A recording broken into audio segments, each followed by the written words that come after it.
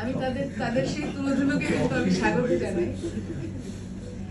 আমি সেটাকে স্বাগত জানাই যে আজকে যে জায়গায় বসে আছি সেখানে আমাকে অবশ্যই সেটা শুনতে হবে, এবং আমি যদি না শুনি আমি কখনোই বুঝে উঠতে পারবো না যে আমার চিন্তার বাইরে যেভাবে আমি রাষ্ট্রকে দেখছি, আমি সরকারের অংশ হয়ে রাষ্ট্রকে দেখছি, এর বাইরে মানুষ রাষ্ট্রকে কিভাবে দেখছে।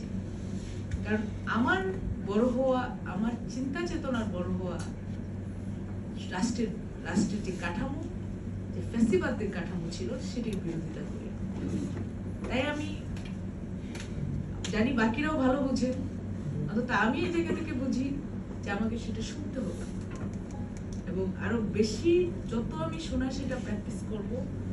প্রথম জুলাইয়ের কথা বলি, আমরা জুলাইয়ে বড় হয়েছি, আমরা অনেকের আমাদের জীবনের সবচেয়ে বড় ঘটনা জুলাই। আপনারা জানেন যে আমাদের প্রত্যেকটি প্রজন্মেরই একটি নিজস্ব স্ট্রাগল থাকে। আমাদের পূর্ববর্তী প্রজন্মের যারা ছিলেন তাদেরও সেই স্ট্রাগল ছিল, তারাও রাষ্ট্র কাঠামোর পরিবর্তনের জন্য লড়াই করেছেন অনেকে। সেটি 52 থেকে শুরু করে 71, 90 আমাদের পূর্ববর্তী প্রজন্মের লড়াই করেছে। আমাদের প্রজন্মের জন্য সবচেয়ে বড় ঘটনা জুলাই। তাই আমাদের মূল্যায়ন, আমাদের চিন্তা, আমাদের চেতনা সবকিছু জুলাইকে কেন্দ্র করে বেশি হয়, পূর্ববর্তী প্রজন্মের কাছে কম যায়। যে বিরোধিতা গণতন্ত্রের অংশ, বিরোধিতা করতেই হবে, এবং রাষ্ট্রের প্রত্যেকজন মানুষ সেটা করবেন।